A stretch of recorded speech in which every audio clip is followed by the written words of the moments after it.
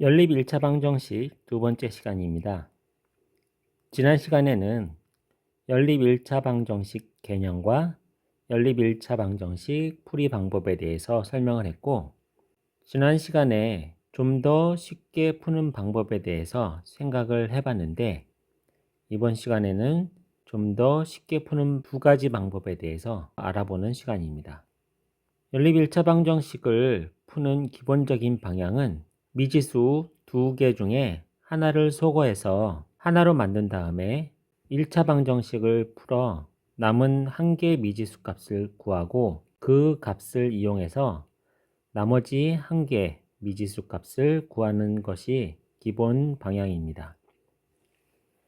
여기서는 지금 첫 번째 가감법에 대해서 좀 더 생각을 해보고 그 다음 대입법에 대해서 생각을 해보도록 하겠습니다. 과감법이라는 것은 말 그대로 더하거나 빼는 방법으로 문제를 해결하는 방법인데, 연립방정식에 두 식을 더하거나 빼서, 여기서 두 식을 더하거나 뺀다는 얘기죠. 어떤 항을 하나를 빼거나 더하는 게 아니라 식을 더하거나 뺀다고 되어 있습니다. 두 식을 더하거나 빼서 미지수 하나를 소거하는 것은 기본 방향에 있었죠. 미지수 하나를 소거하는데 그 방법으로 두 식을 더하거나 빼는 방법을 선택을 했습니다. 식을 더하거나 빼는 거는 전에는 해본 적이 없었을 텐데요. 가감법 풀이 순서를 설명을 하겠습니다.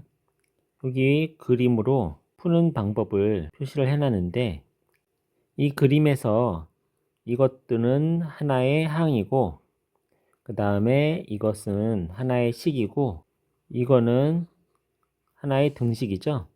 그래서 여기서 두 식을 더하거나 뺄 때 식은 이 부분을 말하는 것입니다.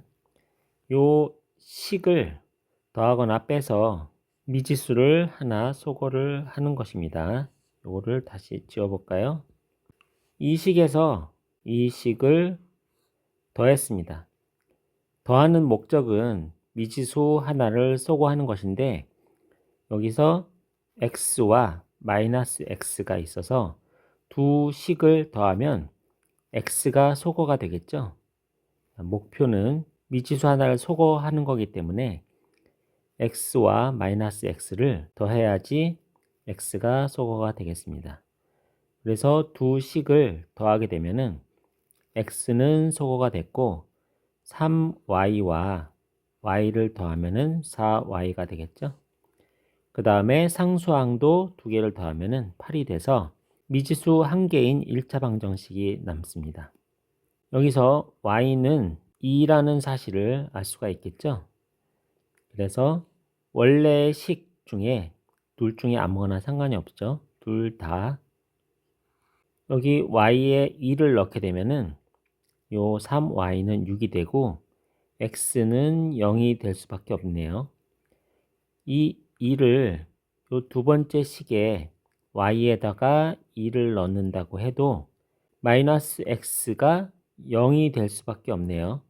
그래서 y는 2, x는 0인 연립 방정식의 해가 나오게 됩니다. 복잡한가요? 좀 더 쉬운 방법이라고 설명을 드리고 있는데, 처음에는 좀 복잡할 수도 있겠지만 이 방법으로 연습을 하다 보면 빠르게 풀 수가 있습니다. 이 옆에 그림의 경우 이 식에서 이 식을 뺐습니다.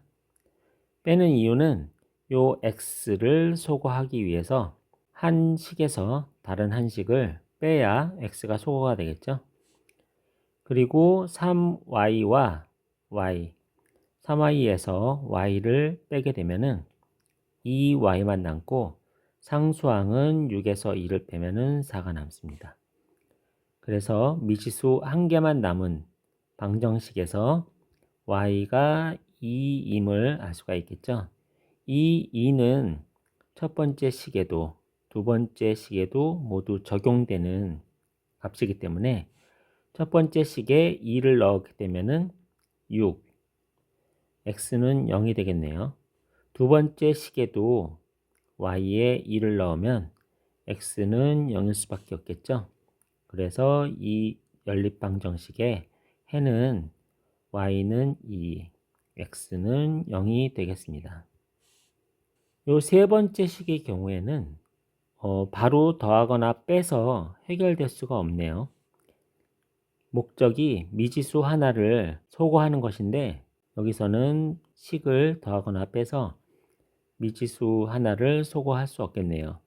그렇게 되면은 이렇게 곱하기 3, 이 첫 번째 식에서 곱하기 3을 한 식으로 바꾼 다음에 아래 식을 빼서 요 x를 소거하게 되겠죠.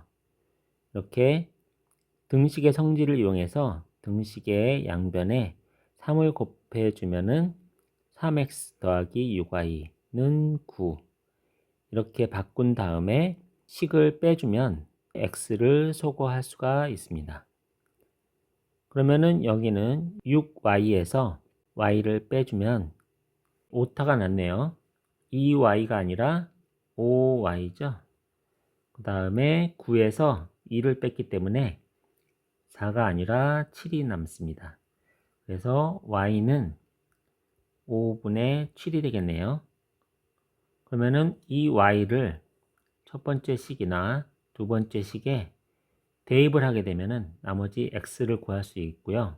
두 번째 식에 넣은 것을 계산을 해 보겠습니다. 3x 더하기 5분의 7은 2가 되고 3x는 2 빼기 5분의 7이 되겠네요. 그러면은 이것은 5분의 3이 남고 x는 5분의 1이 되겠네요.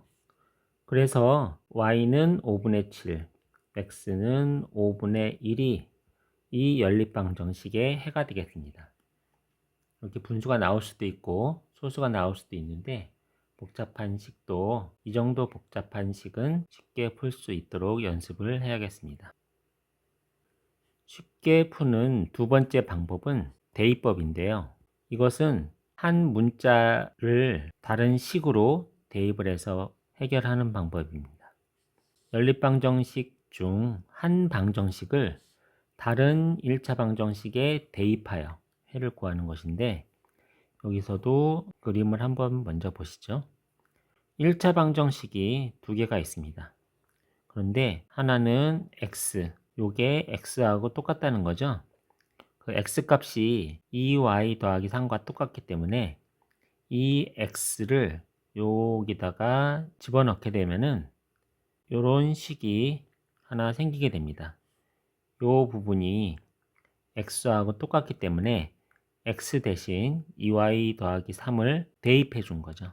그래서 대입법으로 x 대신 2y 플러스 3을 대입을 하면은 이런 식이 나오게 되고 이것을 풀면은 y 값을 알 수가 있습니다.